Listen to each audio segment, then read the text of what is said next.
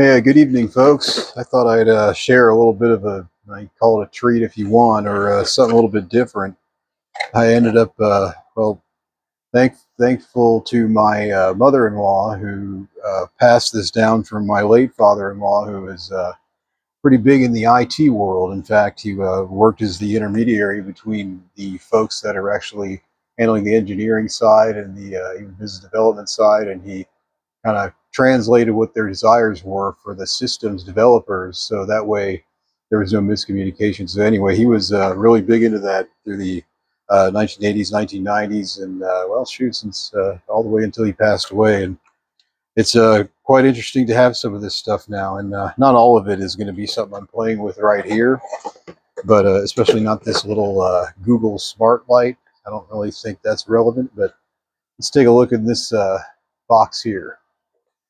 Because when you see an old box with old computing parts and you are sitting next to your workstation with SATA connections and extra slots to put things in, it sure gives you some wild ideas and some, maybe a broader imagination. So I'm just going to kind of go through this, and if you guys see anything as I go through it and say, oh, well, this would work really well with this interface, or understanding that they've likely either superseded or at minimum discontinued support for majority of this media and media players, it might be more difficult than I really imagined. So first we have what's it called, a D-Link.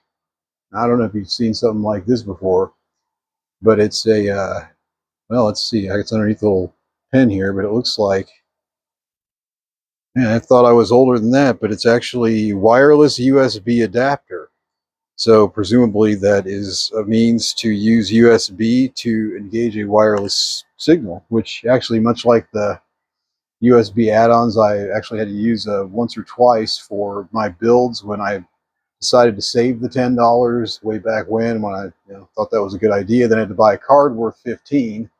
So basically, long story short, it plugged the USB on the motherboard, the 9 pin with the little blank corner, and it would run it that way. But I think this is either older, which I would actually guarantee this is older, and the technology yet remains quite similar. So you can see it right here. Basically plugging this to the USB, and I will certainly give it a try and let you guys know how it goes. In fact, you can be along for the ride and see if it puts out some Wi-Fi. And next, oh, I thought I was going to save the best for last, but apparently not, because the 3¼ inch floppy boot disk, that's going to need to play somewhere. I don't see any ports on any of the workstations I have, not even some of the older laptops inside. I don't think any of them will take this disk.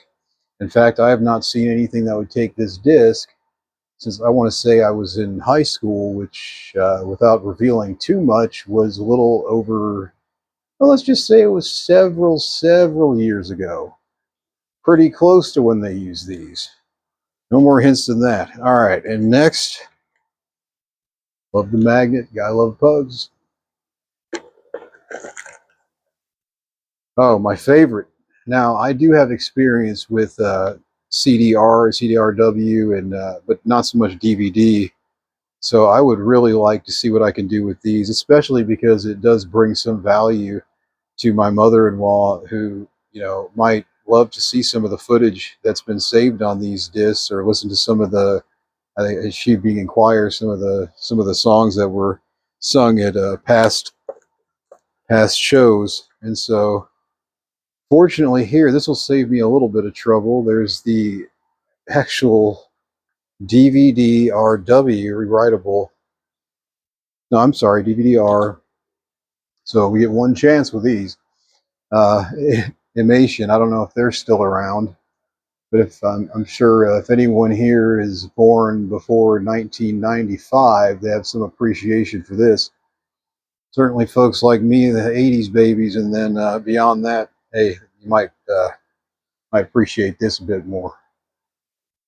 And so going through these, some of these are actually already populated with media, so if they're not the RW format, I'm going to have to look into. I got to be honest, I have not a clue how you would end up flashing an actual compact disc CD with media already on it, and likewise with a DVD. And so that's pretty much what I have in here, and a few more for that purpose. And it looks like I was fortunate enough to, or I should be thankful that my mother-in-law and late father-in-law had the wherewithal to put the original adapter, looks like the packaging in here, that tells you it's USB 2 high speed. You don't hear those in the same sentence anymore, do you? It does have the same IEEE 802.11 BGN authentication that I could actually configure on this machine right now through IP4. So I guess that alludes to it being 2.4 gigahertz. And it doesn't seem to be as old as I thought, because I'm seeing 150 megabytes per second.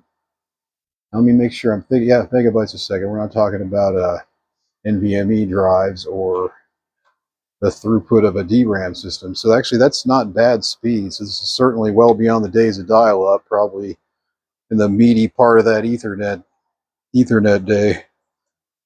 Oh, look at that! I mean, it's not even my birthday, and I get it all. There's the CD with the drivers on it too, so I don't have to go hunting through legacy SDKs and sending emails to the good people of Wireless N, if they're still around either.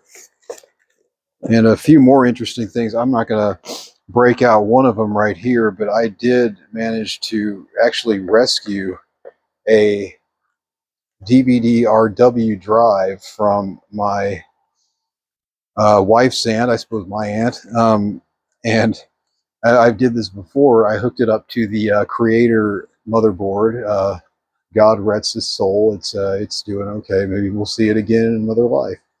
But anyway, it does work. I can actually connect it to a SATA cable, and there's a secondary cable which is similar to what you would use on running a SATA drive, like a 2.5, 3.5 inch, and it will get the DVD-RW to not only be recognized immediately, but it opens, closes, and reads discs. In fact, I got an old legacy version of Adobe that way that gave me just Adobe, if you can believe. If anyone even remembers the day when you could play with Adobe and just use Adobe without having consistent pop-ups telling you to subscribe to their cloud and to start joining the real version, because the trial's going to run out. And if you do join the real version, bear in mind you're not getting out of that contract.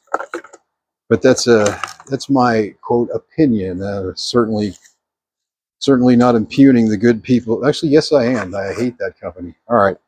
And so there's other CDRs in here and DVD-Rs in this box. So it'll be quite a mystery what's on them, if anything. And if not, I was certainly thinking it might not be a bad idea in the age of the, I guess call it that we're kind of living in a lease to never own sort of an economy. So for, apps like Fandango and the like, where you pay for your movie and of course you're on the presumption that you're going to have that property. Well, sometimes they just up and change names or get bought out, or I don't know, maybe you lose it somewhere in the back room or wherever they keep your downloaded movies.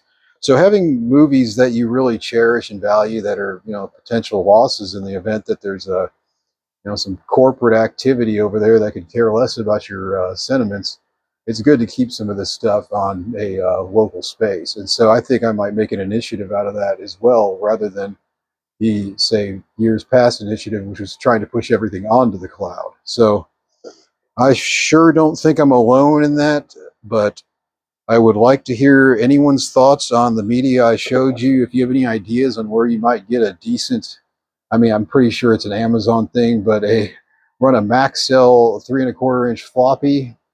And also, if possible, too, if you know any way to properly mount the DVD-RW and the floppy drives onto some of the remaining slots in the back of that workstation system, that'd be really helpful, because it'd be nice that I'm not just having it freestanding, running a wire through the back of the actual tower itself. It would look a lot cleaner that way. For one, it'd be more secure. For two, and for three, it would really just, I don't know, put a bow on it. We'll call it that. So anyway, folks, yeah, thanks for the thanks for joining me this evening, and hopefully we'll be able to go through some of this media, not just on the outside, but see what's inside, and perhaps what else we can do with it. All right, and don't forget, please like and subscribe, because well, it'd be nice to get to some of those numbers where I think they pay make 80 cents or something like that at first, but tell you what, these days 80 cents, maybe I'll get a few pennies in there and they'll be worth something. So anyway, I really appreciate the like and subscribe. Thanks for tuning in, and I'll talk to you next time. Y'all have a good night.